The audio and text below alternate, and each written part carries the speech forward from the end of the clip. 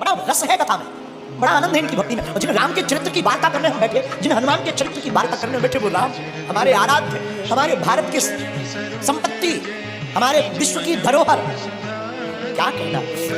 राम जी ने जब रावण का वध कर दिया, रावण मारा गया, रात का समय, रात्रि के काल में, रात्रि के समय में प्रभु राम चांद की चांदनी को निहारते हुए एक शिला पर बैठे।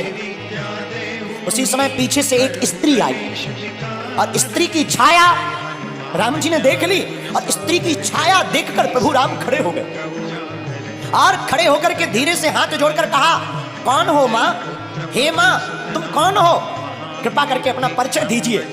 इतना बड़ा रस है कथा में, बड़ा आनंद है इनकी भक्ति में। और जिन राम के चरित्र की वार्ता करने हम बैठे, जिन हनुमान के चरित्र की वार्ता करने हम बैठे, वो राम हमारे आराध्य, हमारे भारत की संपत्ति, हमारे विश्व की धरोहर, क्या कहना। राम जी ने जब रावण का वध कर दिया, रावण मारा गया, रात का समय, रात्रि के काल में, रात्रि के समय में प्रभु राम चांद की चांदनी को निहारते हुए एक शिला पर बैठे।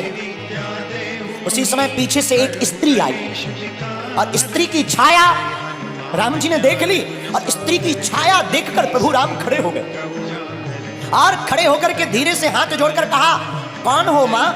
हे मां, तुम कौन हो? कृपा करके अपना परिचय दीजिए। इतना मंदोदरी कहती, राम मैं कुछ नहीं देखने आई, बस तुम्हें देखने आई।